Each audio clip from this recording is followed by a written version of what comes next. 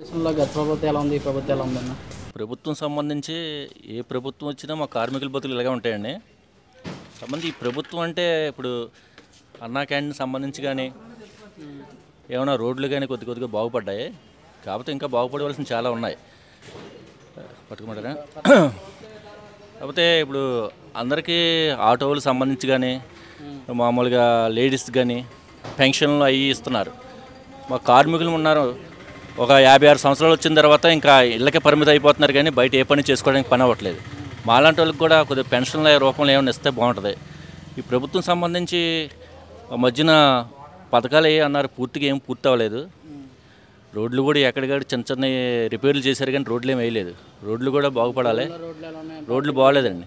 రోడ్లు ఏం పత్తిపాడు సైడు 5 గుళ్ళ దగ్గర బోర్డులు అసలు బాగోలేదు. ఇలాగా ముచ్చలం గుడి దగ్గరికి వెళ్ళే రోడ్లు అసలు ఏం బాగోలే. తణుకు కానీ ఏలూరు కానీ రోడ్లన్నీ బాగానే ఉంటాయి. మా తాడేపల్లి గుడికి సంబంధించి రోడ్లు బాగోలేదండి. రేట్లు కూడా విపరీతంగా పెరిగిపోయినాయి. వీటి మీద కొద్దిగా దృష్టి పెట్టాలి. లేబర్ని కూడా కొద్దిగా పట్టించుకోవాలి ప్రభుత్వం అనేది.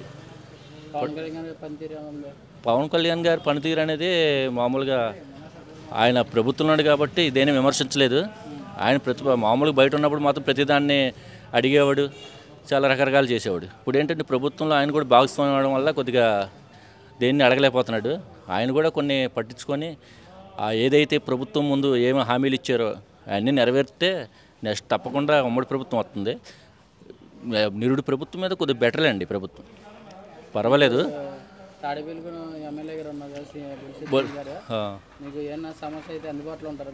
బొలిశెట్టి శ్రీనివాస్ గారు పర్లేదండి. ఏదన్నా సమస్య ఏమైనా వచ్చినప్పుడు కొద్దిగా స్పందిస్తారు.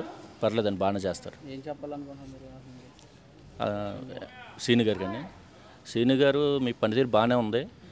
కాకపోతే ఉన్న సమస్యలు కూడా కొద్దిగా పట్టించుకొని మన తాడేపల్లి గూడెంలో రోడ్లే బాగు చేసి కొద్దిగా లేబర్ని కూడా పట్టించుకొని, కార్మికులు మార్కెట్లో అనేక మంది బతుకుతున్నారండి, వాళ్ళ గురించి కూడా కొద్దిగా ఆలోచించి ఎదరికెళ్తే భవిష్యత్తు మీదే, నెక్స్ట్ కూడా మీరే వస్తారు.